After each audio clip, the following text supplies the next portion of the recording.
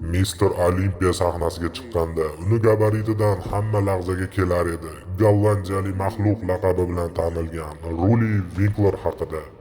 U bodybuilding tarixida o'zini gabariti bilan, xarizmasi bilan tanilgan.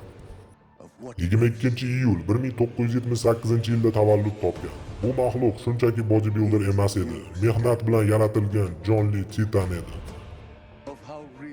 Gollandiyalik maxluq deb atalishning yagona sababi uning mushaklari inson anatomiyasi chegarasidan ham o'tib ketgan edi. Ruli sahnaga chiqqan paytlari zaldagi tomoshabinlar nafas olishni ham unutib qo'yishar edi.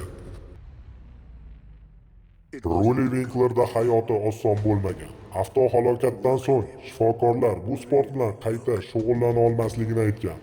Lekin Ruli Winkler shunga qaramay, o'z orzusiga sodiq qolib, o'zini eng zo'r versiyasini yaratdi va bodybuilding tarixida o'zini ismini yozib qoldirdi. Antropometriyasiga keladigan bo'lsak, bo'yi 171 sm, sahnadagi vazni 115 kg, massa naborda esa 130 kg atrofida. Biceps aylanasi esa 58 sm. So'zlarimning ma'nosiga endi amin bo'ldilaringmi? Nega tanasi inson anatomiyasi chegarasidan chiqib ketgan deganimga?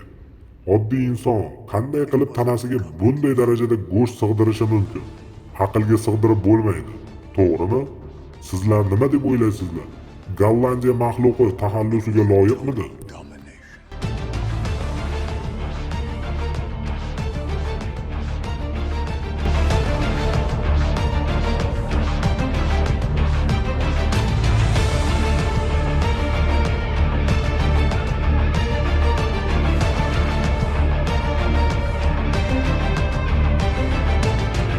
His real name is Chinedu Obiakia.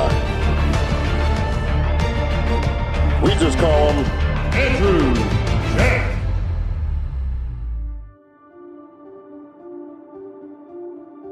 Who is your favorite physique in this lineup? Today's lineup. Yeah. That's a big guy. It's Andrew Jack.